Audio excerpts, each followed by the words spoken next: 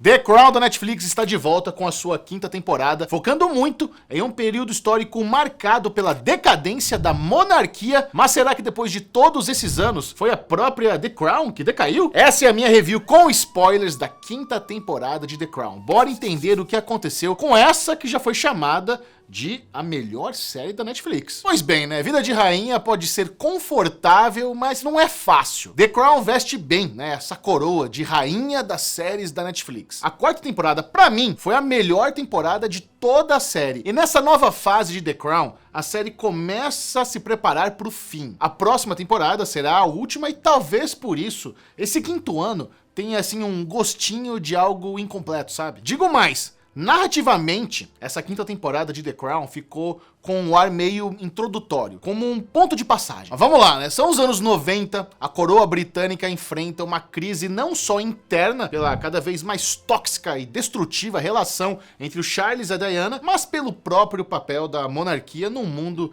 em constante evolução e modernização, né? As pessoas começam a se perguntar, precisa de tudo isso? Precisa ter rei e rainha gastando trilhões de pounds todos os anos? Obviamente, né, todos os personagens se encontram envelhecidos, não só por razões óbvias do tempo, mas por estarem calejados por anos e anos de pressão e dever acumulado. Agora, voltando ao tal clima introdutório que eu mencionei, essa temporada acaba soando atípica, por ter um foco maior em elementos fora da realeza, colocando na mesa cartas que serão importantes no futuro da trama. É assim com a família Al-Fayed. O terceiro episódio, que é sensacional, cara, talvez um dos melhores de toda a série, é dedicado a mostrar como Mohammed Al-Fayed se tornou um magnata com aquela inspiração de se tornar o próprio Duque de Windsor. Ele meio que tomou aquela vivência de luxo como meta de vida. Aliás, não só aquela vivência, mas criar também uma conexão real com a realeza britânica. Cara, beirava uma certa obsessão dele. E a dinâmica entre o Mohammed Al-Fayed e o Sidney Johnson é muito marcante nessa temporada. Começa com um ato de preconceito, se transforma em curiosidade, admiração, aprendizado, amizade. O milionário obcecado com a cultura da realeza britânica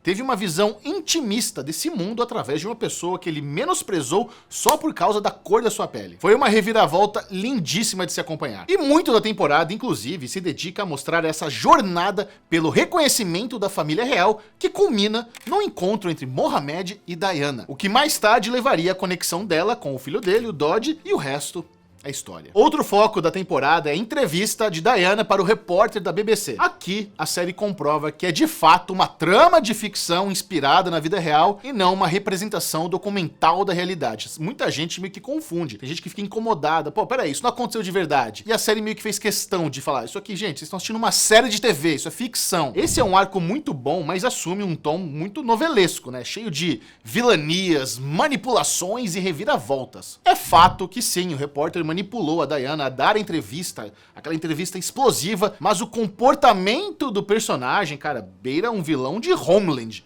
daqueles que forja documentos internacionais, mente para os chefes, planta ali uma sementinha na cabeça do irmão da princesa pra ver se vai vingar um contato. Funciona pra deixar a série mais eletrizante, mas quebra um pouco, né, aquela sensação realista. E falando em princesa, a interpretação da Elizabeth Debicki, cara, foi uma das melhores coisas dessa nova temporada. Eu diria que a atriz conseguiu, do modo dela, expandir o trabalho feito pela Emma Corrin na temporada anterior, que a Emma Corrin foi perfeita.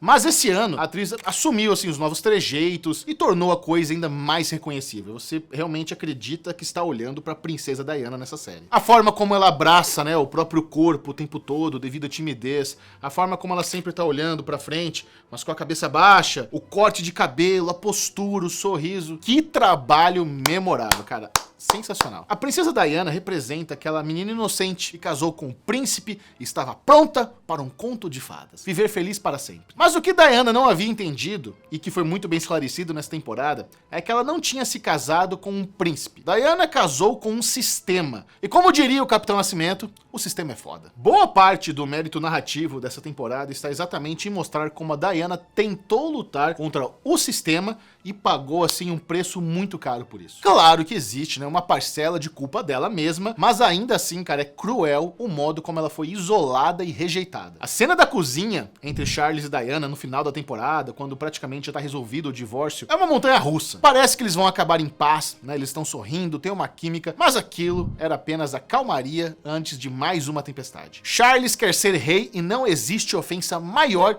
para ele do que dizer publicamente que ele não tem vocação para a coroa. E esse senso de importância da coroa acaba ressoando no último ponto de destaque da temporada: a relação entre Charles e sua mãe, a rainha Elizabeth.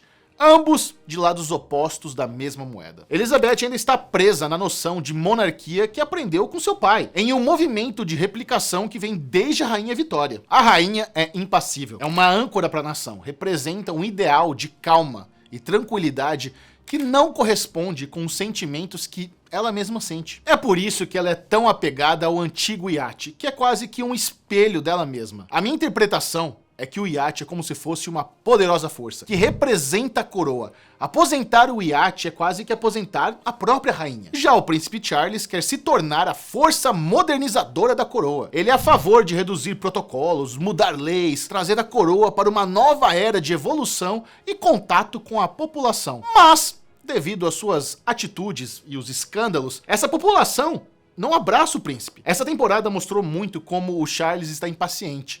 Ele almeja o trono o quanto antes, mas quanto mais ele quer ser rei, mais os súditos o rejeitam como soberano. O divórcio dele com a Diana, repleto de ataques de ambos os lados, é algo excruciante de acompanhar. São atuações muito lindas de Imelda Staunton e do Dominic West, que mergulham nos personagens, entregando momentos de sensibilidade e conflito. Pra mim, que sou fã de The Wire, confesso que é um pouco estranho ver o McNulty como Charles, mas em vários momentos ao longo da temporada, o Dominic West faz muito bem o uso do texto que lhe é entregue e faz bonito. A Leslie Manville e o Jonathan Pryce completam as novas versões de Margaret e Philip, também tendo seus momentos de destaque na temporada. Ela com a relação que teve com um dos antigos amantes e ele pela representação da figura de apoio que se abstém das próprias vontades em prol da coroa, algo muito parecido com o que era esperado da Diana. Eu amo o Jonathan Pryce, cara, é um dos meus atores favoritos, e aqui ele realmente nos mostra uma versão do Philip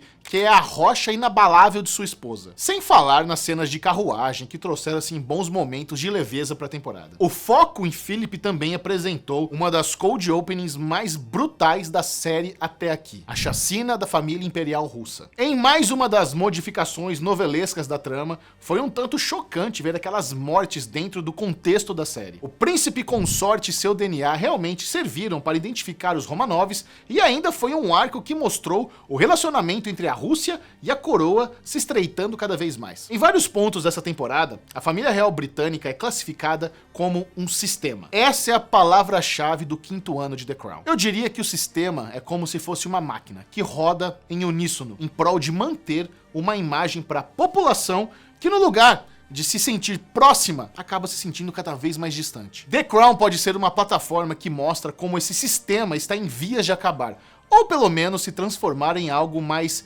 maleável e mutante. A rainha Elizabeth precisou aprender a duras penas através de incêndios, divórcios reais e mortes, que esse sistema não é impenetrável. Na verdade, o sistema vem mostrando pontos de fragilidade e rachadura há um bom tempo, algo que foi muito inteligente dos produtores, usado nos pôsteres de divulgação das séries, as rachaduras. Além das rachaduras, a gente vê a Diana dando as costas para a rainha e isolada. Eu adorei a 5ª temporada de The Crown, é muito boa, mas o seu grande valor está em plantar as sementes das principais histórias que vamos acompanhar na 6ª e última temporada. Da mesma forma que vimos aquela comoção gigante do casamento entre a Diana e Charles, onde nascia o sonhado conto de fadas entre a camponesa que casou com o príncipe, a comoção da morte de Diana é um dos acontecimentos históricos mais comentados da humanidade. As rachaduras e fragilidades do sistema irão culminar em tragédia. Mas a 5ª temporada de The Crown, que entre suas principais críticas é de que o elenco dessa temporada é muito bonito, Ou seja, uma crítica banal, ainda se consolida como a joia da coroa da Netflix e facilmente uma das melhores produções que temos hoje em dia. Minha nota para a 5ª temporada de The Crown, 4 estrelas de 5, eu simplesmente amo essa série e eu quero saber de você. Comenta aqui qual é a sua nota de 1 a 5 ou de 1 a 10 e me fala, pretende ficar até o final? A conclusão de The Crown na 6ª temporada? Quero saber, me fala aqui, não vai embora sem dar like, hein? Likezinho no videozão. Tchau, tchau.